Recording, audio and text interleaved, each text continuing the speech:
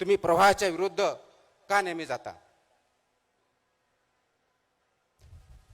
पाण्यात नदीत राहून मगरीशी वैर घ्यायचं नसतं, हाही मला सल्ला दिला जातो. आपण सिस्टमचा भाग आहेत, तर सिस्टमची वैर घेऊन तुम्ही काय करणार? बदल्यापेक्षा दुसरं काही भेटणार नाही, हेही मला सांगितलं जातं. आणि खरा प्रश्न तिथंच आहे. ना मी सिस्टमच्या विरोधात असतो, ना मगरीशी माझं वैर असतं, ना मला कुणाविरुद्ध काही भांडण करायचं असतं.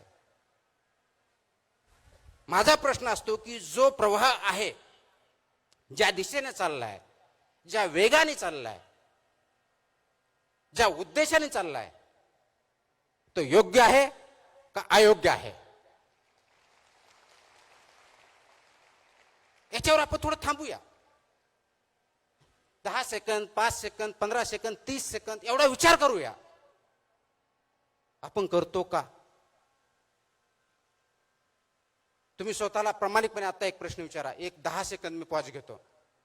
तुमच्यापैकी किती जणांनी गेल्या 24 तासामध्ये, आय रिपीट, गेल्या 24 तासामध्ये स्वतःकरिता किती सेकंद दिलेले आहेत?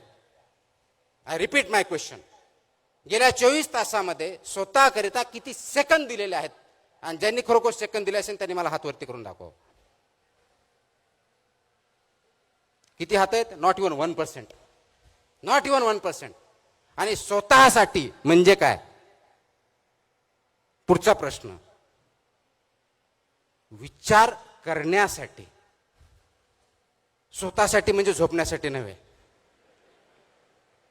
स्वतःसाठी म्हणजे भांडण्यासाठी नव्हे. आणि विचार कोणता?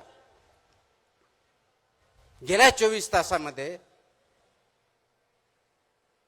माझ्यामध्ये, स्वतःमध्ये अशी कोणती वाढ झाली ज्याच्यामुळं मी स्वतःला माणूस म्हणून संबोधू?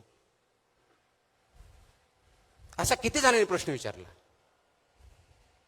गेल्या 24 तासामध्ये मी असं काय केलं की समाजाला काहीतरी मी कॉन्ट्रीब्यूट केलं, कुणाची तरी मदत केली, कुणाचा तरी प्रॉब्लेम सॉल्व्ह केला, कुणाला तरी आनंदी केलं? का? मी सिनेमाला गेलो, मी बघितलं, मी खेळलो, हा स्वतःसाठीचा वेळ नाहीये. तुम्ही 24 तासामध्ये किती ग्रो झाला? विचाराने असेल, आचरणाने असेल, कॉन्ट्रीब्युशन समाजामध्ये चांगला बदल घडवण्यासाठी असेल. किती जण प्रश्न विचारतात? आणि जर याचं उत्तर नसेल तर त्याचा अर्थ एवढाच आहे, तुम्ही माणूस म्हणून जगत नाहीत, तर प्रवाहामधला एक ओंडका म्हणून जगत आहात. जिकडं वारं जाईल, जिकडं राहिलं त्या ठिकाणी काम करतायत.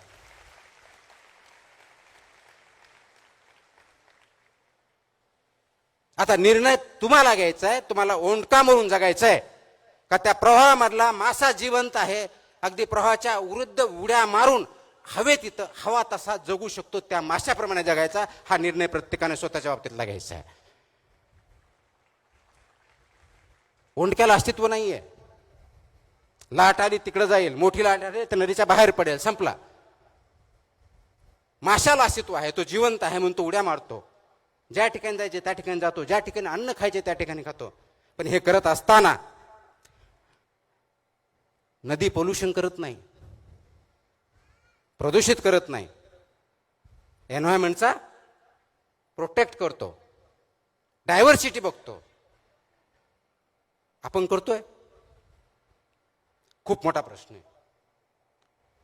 मग तुमच्यामध्ये असा प्रश्न विचारेल की तुम्ही नवीन पिढीवरती टीका करताय. मी बिलकुल टीका करत नाही.